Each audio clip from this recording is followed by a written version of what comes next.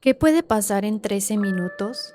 Para Patrice Andress fueron suficientes para desaparecer sin dejar rastro. Una mañana normal de trabajo terminó convirtiéndose en un misterio que lleva más de 2 décadas sin resolverse. Testigos, sospechosos, teorías y una serie de detalles tan extraños que hasta el día de hoy siguen generando preguntas. Esta es la historia de Patrice Andress.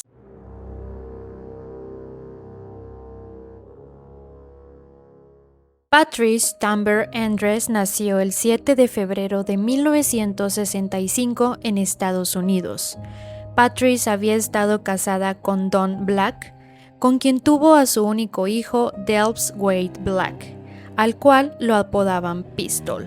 Y aunque la relación terminó, ambos siguieron manteniendo una amistad cercana y compartían la crianza de su hijo. La relación entre madre e hijo era bastante cercana. Prácticamente todas las personas que los rodeaban podían afirmar que ambos, el uno para el otro, eran la persona más especial de sus vidas. A mediados de los años 90, Patrice trabajaba como estilista en un pequeño salón de belleza. Fue allí donde conoció a un hombre llamado Rob Andress, 20 años mayor que ella.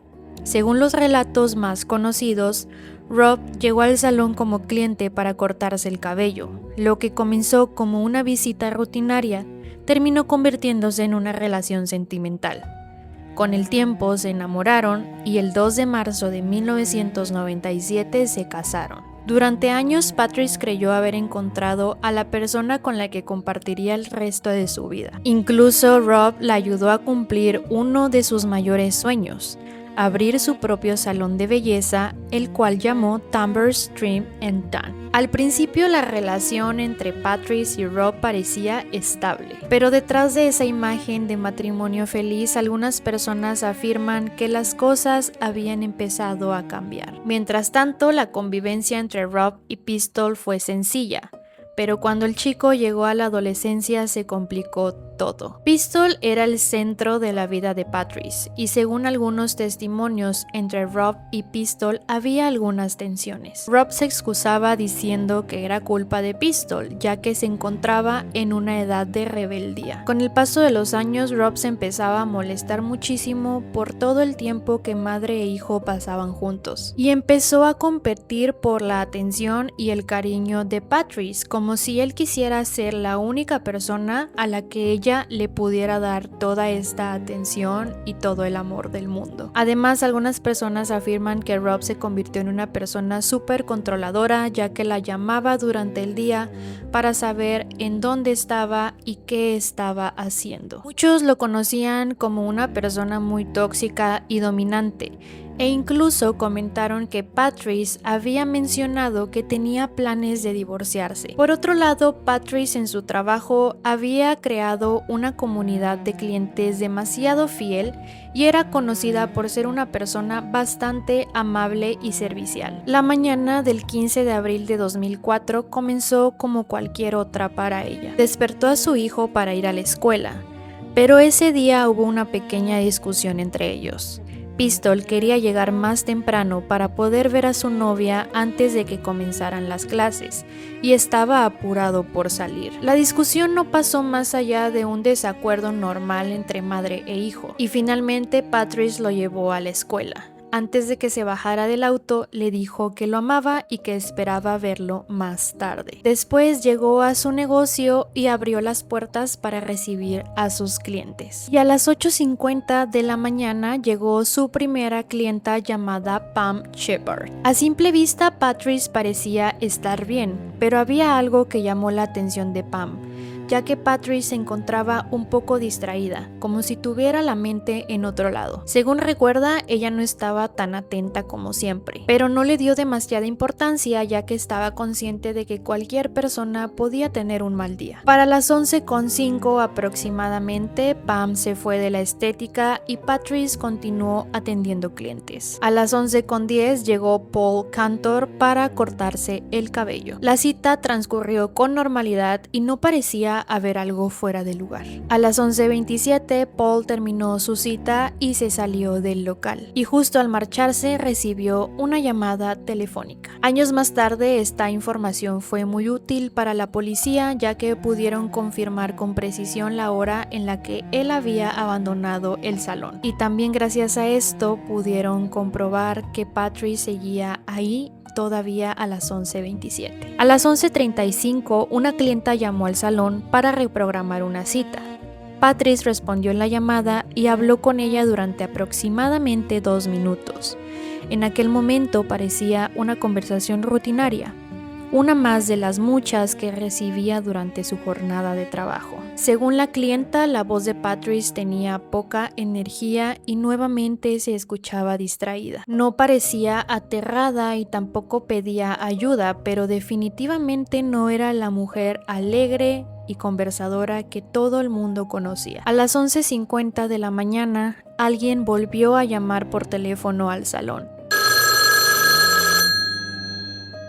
Pero esta vez nadie respondió. Unos minutos después, 2 clientas se presentaron en el lugar porque tenían programada una cita. Al llegar se encontraron con una escena muy extraña, ya que el salón estaba abierto, pero como si ella hubiera salido un momento. Su bolsa todavía estaba ahí junto con sus llaves y además su almuerzo estaba en el microondas, listo para comerse. Su automóvil también estaba ahí, solamente que estaba estacionado en un lugar donde Patrice no solía dejarlo. Cuando vieron que la caja registradora estaba completamente vacía, decidieron llamar al 911. 13 minutos bastaron para que Patrice desapareciera sin rastro. Cuando la policía llegó al lugar, no encontraron señales evidentes de violencia. No había sangre, no había muebles volcados, ni indicio de una pelea. Era como si Patrice hubiese desaparecido en medio de una jornada laboral común y corriente. Sin embargo, que sus pertenencias siguieran allí,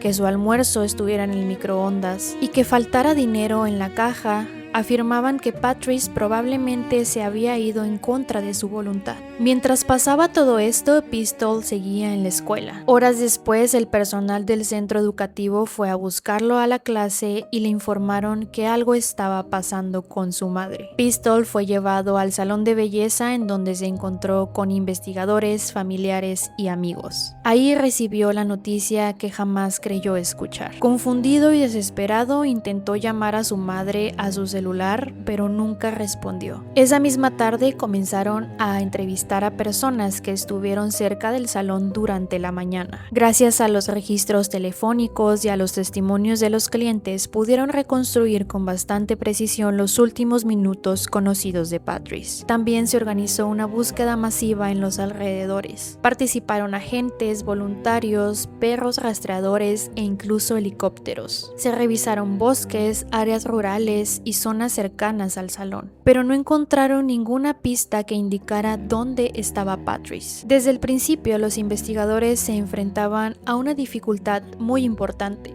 La escena era una peluquería. A diferencia de una casa o una oficina, Patrice recibía todos los días a diferentes clientes, lo que significaba que había rastros biológicos de muchísimas personas por todo el salón. Cabellos en el suelo, muestras de ADN y huellas dactilares de bastantes personas que iban a sus citas o simplemente gente que pasaba a saludar. Mientras examinaban la escena, los investigadores encontraron varios detalles que les parecieron extraños. Uno de ellos era la posición del automóvil de Patrice. Habitualmente estacionaba su vehículo a un costado del salón, pero aquel día se encontraba al frente del negocio, en una ubicación poco habitual. Según algunas reconstrucciones del caso, el coche incluso bloqueaba la vista hacia las ventanas del salón, lo que pudo haber reducido la visibilidad hacia adentro del local mientras Patrice había desaparecido. Las únicas huellas dactilares que se pudieron identificar en el coche de Patrice fueron las de ella misma y las de un mecánico que días antes había trabajado en el auto para hacerle un cambio de aceite. No se encontraron huellas de desconocidos que pudieran permitir señalar a un sospechoso, lo cual hizo aún más misterioso el caso. Después surgió un detalle que se convertiría en una de las pistas más importantes del caso. Alrededor de las 11:45 de la mañana, dos testigos independientes que no se conocían entre sí pasaron frente al salón y vieron una escena extraña. Ambos recordaron haber visto un pequeño automóvil azul estacionado cerca de la entrada del negocio. Los investigadores nunca lograron identificar el coche. Uno de los testigos pensó que era un Chevy Lumina azul con una placa especial de vida silvestre de Georgia, y el otro creyó que podría ser un Ford Taurus o un vehículo similar. Los testimonios de las dos personas coinciden en bastantes puntos, pero hay otros en los que difieren. Una mujer llamada Tammy Fincher recordó haber visto a una mujer alta de cabello oscuro, que podría haber sido Patrice, junto a otra persona de estatura más baja y de cabello hasta los hombros. Tammy recordó que las dos personas tenían sus manos unas sobre las otras, como si se tratara de un gesto amistoso, aunque también cabía la posibilidad de que estuvieran forcejeando. Conforme avanzaban los días, la investigación se centró en varias líneas. Un posible robo relacionado con el dinero faltante, personas que hubieran visto el vehículo azul mencionado por otros testigos, conocidos, familiares y personas cercanas a Patrice, y delincuentes que se encontraban en la zona durante ese día. Cuando los investigadores comenzaron a examinar a las personas más cercanas a Patrice, Rob Andres se convirtió naturalmente en uno de los primeros en ser investigados. Según Rob, esa mañana había seguido una rutina bastante normal. Afirmó que estuvo trabajando entre las 10 de la mañana y 2 o 3 de la tarde, por lo que en teoría él no se había encontrado cerca del salón cuando Patrice desapareció. Sin embargo, hubo un detalle que llamó la atención de varias personas cuando se investigó el caso años después. Rob aseguró que antes de ir a trabajar había conducido hasta Woodstock para cargar gasolina.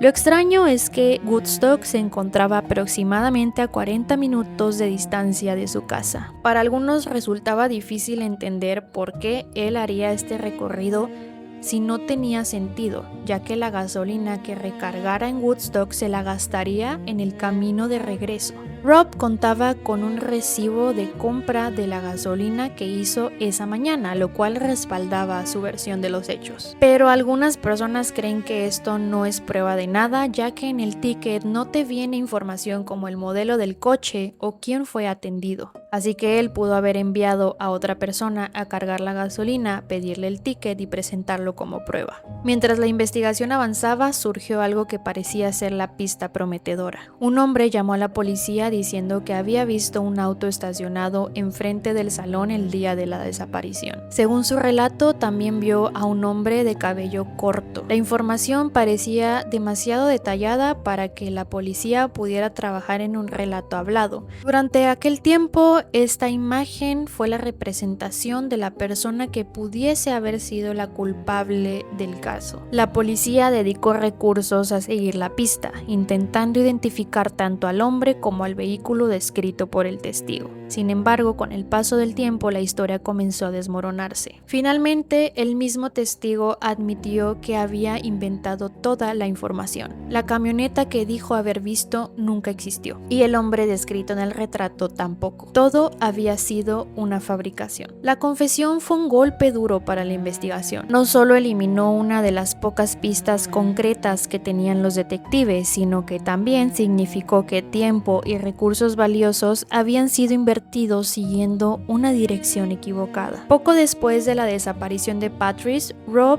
tomó una decisión bastante extraña. Apenas unos días de lo sucedido, cambió todas las cerraduras de su casa. Cuando se le preguntó por qué lo había hecho, él dijo que era una especie de medida de seguridad. Argumentó que no sabía quién se había llevado a Patrice y que probablemente esa persona podía intentar entrar a su casa. Por otro lado, Pistol, que en ese entonces tenía 15 años y acababa de perder a su madre, descubrió que ya no podía volver a entrar a su propia casa. Rob le prohibió regresar y le negó el acceso a muchas de sus pertenencias. De un momento a otro, el chico se encontró sin poder volver a su casa mientras la investigación de Patrice seguía en marcha. Para Pistol, aquello fue devastador. No solo enfrentaba la desaparición de su madre, sino que también sentía que había sido echado de su propia casa. Con el tiempo terminaría viviendo en la granja de su padre llamado Don Black. Rob, por su parte, sostuvo que la decisión fue tomada exclusivamente por medidas de seguridad,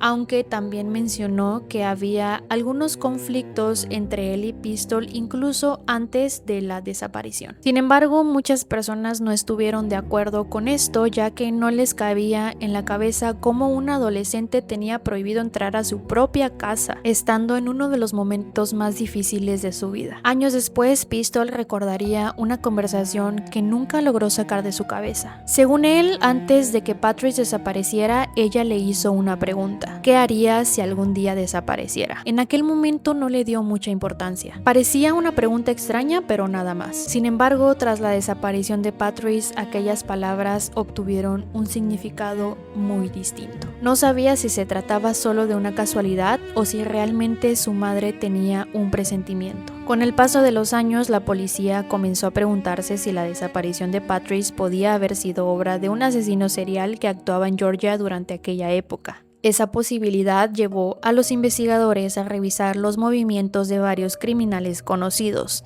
entre ellos dos nombres que aparecerían repetidamente en la investigación: Jeremy Brian Jones y Gary Michael Hilton. Jeremy fue un asesino serial condenado por múltiples asesinatos. Durante una entrevista en prisión, él afirmó haber matado a Patrice. Según su relato, la secuestró en el salón de belleza y después acabó con su vida. La confesión llamó la atención de los investigadores, ya que incluía algunos detalles directamente relacionados con el caso. Sin embargo, cuando las autoridades profundizaron en sus declaraciones, se encontraron algunos detalles. Muchos de los datos que dijo ya eran públicos, y algunos datos de la historia no coincidían con la evidencia obtenida. Además, él tenía antecedentes de mentir para obtener beneficios en prisión o solo para llamar la atención. Finalmente, los investigadores concluyeron que no existían pruebas suficientes para vincularlo con el caso de Patrice. El segundo hombre, que fue Gary Michael, era un asesino serial conocido como el National Forest Serial Killer. Gary secuestró y asesinó a varias personas en Georgia, Florida y Carolina del Norte durante los años siguientes a la desaparición de Patrice. Cuando fue arrestado, algunos investigadores encontraron similitudes dentro de sus crímenes. A diferencia de Jeremy, Gary sí se encontraba en Georgia en el momento en que Patrice desapareció. Y además, él solía tirar los cuerpos de sus víctimas en el bosque. Sin embargo, tampoco se encontraron pruebas directas donde probaran que Gary estaba relacionado con el caso. Nunca confesó el crimen, no existía evidencia física que lo relacionara con el caso y los investigadores no pudieron colocarlo en la escena de la desaparición. A pesar de ello, muchos consideran que sigue siendo uno de los posibles responsables más razonables que han surgido a lo largo de los años. Hasta el día de hoy, ninguno de los dos ha sido vinculado oficialmente con el asesinato o la desaparición de Patrice. La mañana del 6 de diciembre de 2005 parecía completamente normal para dos hombres que se encontraban en una zona boscosa del condado de Dawson, Georgia. Mientras recorrían el área, algo llamó su atención. Un grupo de buitres se había reunido alrededor de un punto específico del bosque. Pensando que se trataba de un animal muerto, decidieron acercarse para investigar. Al llegar, descubrieron el cuerpo de un ciervo en avanzado estado de descomposición. Sin embargo, cuando estaban a punto de irse, uno de ellos notó algo dentro de la vegetación. A pocos metros del ciervo había un cráneo humano. La escena era inquietante y los dos hombres comprendieron que eso no tenía nada que ver con el ciervo, así que decidieron llamar a la policía. Cuando las autoridades llegaron al lugar, comenzaron una búsqueda exhaustiva en la zona. Conforme avanzaba la inspección, fueron apareciendo más restos óseos dispersos por el bosque. La ubicación se encontraba en una zona remota del condado de Dawson, a varios kilómetros de donde Patrice había desaparecido casi 20 meses antes. Las pruebas forenses tardaron un tiempo en llegar, pero finalmente llegó la confirmación que la familia temía recibir. Los restos pertenecían a Patrice Andress. Según el propio Rob Andress, después de que los restos fueran recuperados e identificados, solicitó al director de la funeraria que colocara los huesos sobre una mesa de la forma más parecida posible a un esqueleto humano. Rob explicó que quería ver una última vez a Patrice antes de que fuera cremada. Lo que ocurrió después fue uno de los momentos más inquietantes relacionados al caso. Durante una entrevista años después, Rob confesó que tomó el cráneo entre sus manos, le dio un beso y comenzó a caminar con él por toda la sala. Según Rob, aquello fue un acto de despedida para la mujer que había amado durante muchos años. Pero para otras personas este dato fue realmente perturbador. La polémica aumentó cuando el mismo Rob confesó que después de la cremación él conservó algunos pedazos de restos óseos. Tras la cremación de Patrice, Rob conservó sus cenizas en una caja dentro de su casa. Años después reveló que durante un tiempo dormía con la urna en la cama. Según explicó, era una forma de mantener a Patrice cerca de él y afrontar el dolor de su pérdida.